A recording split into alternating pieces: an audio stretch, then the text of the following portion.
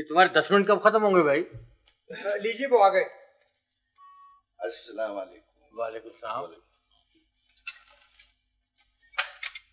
जी फरमाइए। एक फाइल का पता करना था, ये उसका नंबर है। पिछले 3 दिन से आपके दफ्तर में पड़ी। एक हफ्ता तो नॉर्मल प्रोसीजर में लग जाता है। जमीन का मामला है, बहुत सा रिकॉर्ड देखने होता है। बहरहाल मैं कोशिश करूंगा। हमारे पास टाइम नहीं है खान साहब, हम पार्टी के लोग हैं, हमारा काम करना आपका फर्ज है। देखिए, मेरी ड्यूटी काम करना है, सही काम करना, वो चाहे आपका हो या किसी और का।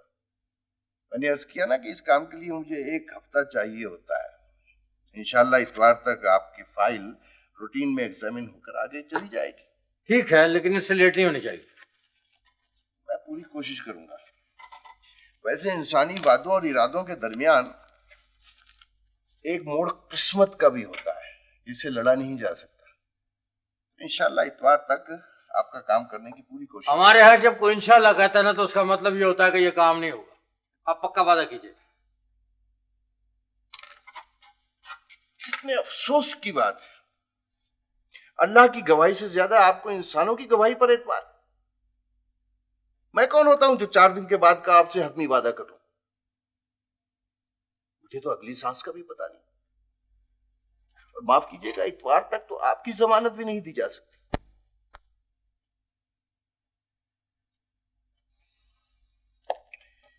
ऐसी संजीदा और मोहतरम बातों में मजाक नहीं करना चाहिए। जिंदगी का क्या भरोसा है। वो जो शायर ने कहा है, तू जो कल मिलने को कहता है नसीर, तुझको मालूम है कल क्या होगा।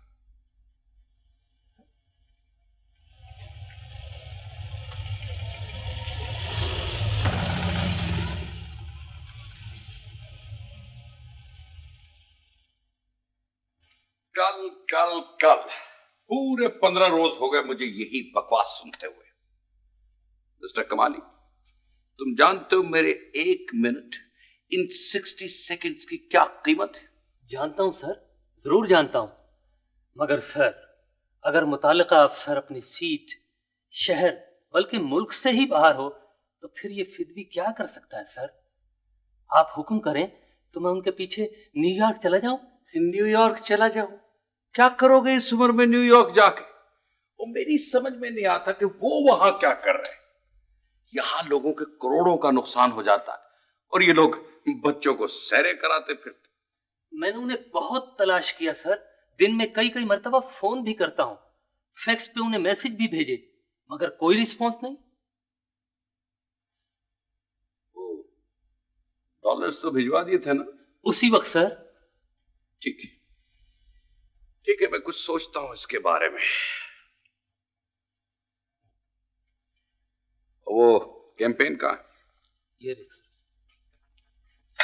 अरे ये नहीं भाई, वो सुंडियों वाली जिसे देखकर मैंने खबरनामे से पहले खाना छोड़ दिया।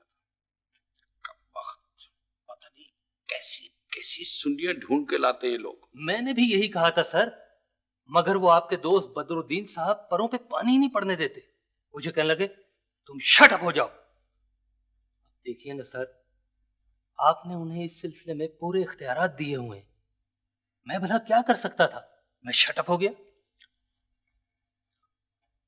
बदरुद्दीन से मेरी बात कराओ।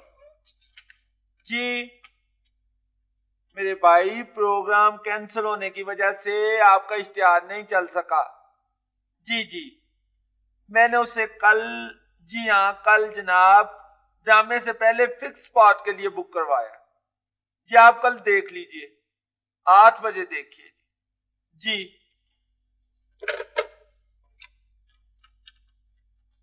हमीद, कमर आया, बुलवाओ उसे जल्दी। जी फरमाइए अब्बा जी। कमर कमर कमर ऐसे कैसे चलेगा? कैसे चलेगा ऐसे? तुम रोजाना दोपहर के बाद दफ्तर आते हो, लोग घरों को जा रहे होते हैं और तुम्हारा दिन चढ़ना शुरू होता है। ओहो, और ये पूरी शीशी क्लोन की उलट के आ जाती हो तुम। अच्छा भला पता है तुम्हें मुझे खुशबू से सख्त एलर्जी है। तो आप उसका इलाज करा लीजिए।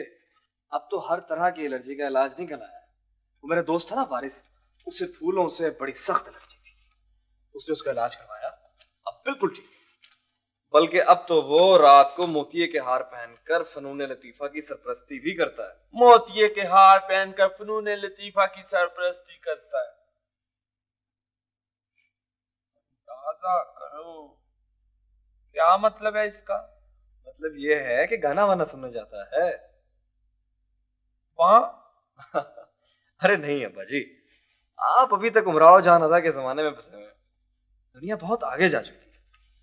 खैर छोड़िए इस बात को, आप ये बताइए कि ऐसी कौन सी इमरजेंसी पड़ गई थी जिसके लिए आपने मुझे टेलीफोन करके बुलवाया है? बाप साहब ने मुझे अपने दफ्तर बुलवाया था, अंदाजा करो। तो इसमें कौन सी ऐसी अनोखी बात हो गई? अब्बा जी वो आपके बड़े अच्छे दोस्त हैं, आप हफ्ते में 3-4 बार वहां वैसे जाते ही हैं, और फिर हमारे सबसे बड़े क्लाइंट हैं वो। दोनों रिश्ते खत्म हो चले थे। 3 घंटे बेइज्जती करवाने और हाथ जोड़ने के बाद उसका गुस्सा ठंडा किया मैंने। ऐसा क्या हो गया था? या ये क्या ऐड बनाया तुमने, ये क्या ऐड बनाया। मैंने तुम्हें कितनी दफा कहा था कि प्रोडक्ट का नाम सुंडियों के साथ लफ्ज बना बना के मत लिखो। इतनी सुंडियां, पता ही नहीं चलता दवाई सुंडियों के हक में है या उनके खिलाफ। इतनी सुंडियां, अंदाजा करो।